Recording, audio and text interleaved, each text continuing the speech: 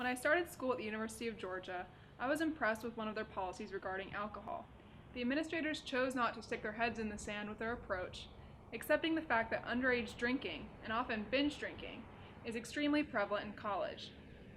Picture a group of freshmen back at the dorms after a night out. They've all been drinking, they're all underage, and their friend Jack is showing signs of alcohol poisoning. Imagine yourself in this situation and the concerns you might have.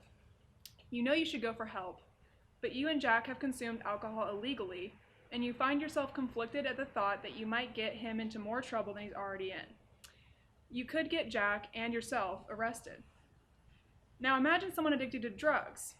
They've become addicted to prescription drugs issued by their doctor, and when their prescription runs out, they continue to purchase those drugs illegally. This is the nature of what the media and politicians are calling the opioid epidemic. It began in the 90s with the overprescription of powerful opioid pain relievers.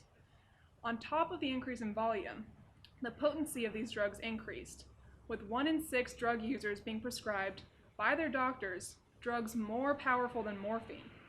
It shouldn't be a surprise that people experiencing withdrawal have turned to buying a chemical derivative of morphine on the streets, the drug we know as heroin. Now, what's my school's policy? It tells students that they can seek help from UGA staff for their friends who have consumed alcohol underage and be assured that no one will get in trouble for looking out for a friend, and in many cases, saving their life. What's our country's approach to illegal drugs and the epidemic that began with the legal prescription drugs? To lock people in a cage. I want to be very clear, illegal drugs are more serious than alcohol. Alcohol is addictive, but it pales in comparison to a substance like heroin.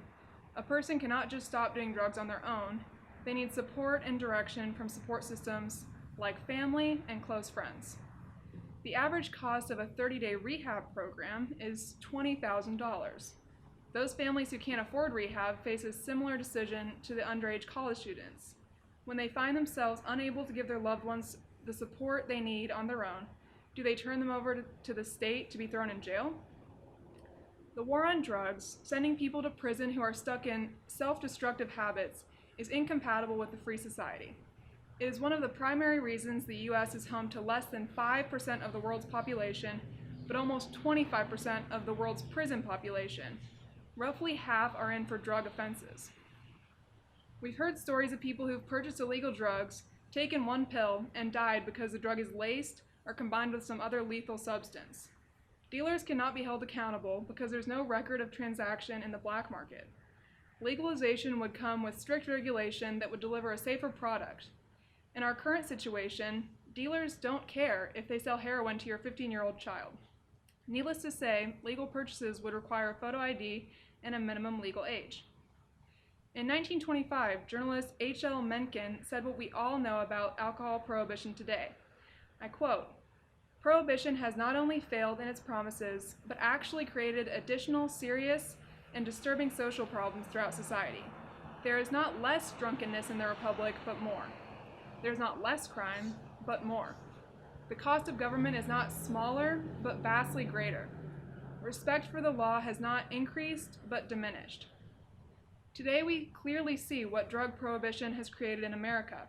We see organized drug cartels selling in dark alleys. We see fatal addiction at such high levels that it is deemed an epidemic. Crime gangs raise money by selling drugs, just as mobs rose to prominence in the U.S. by getting rich off the sale of illegal alcohol. Legalization will cut off the steady flow of funds to organized crime gangs in the U.S., thereby lowering crime.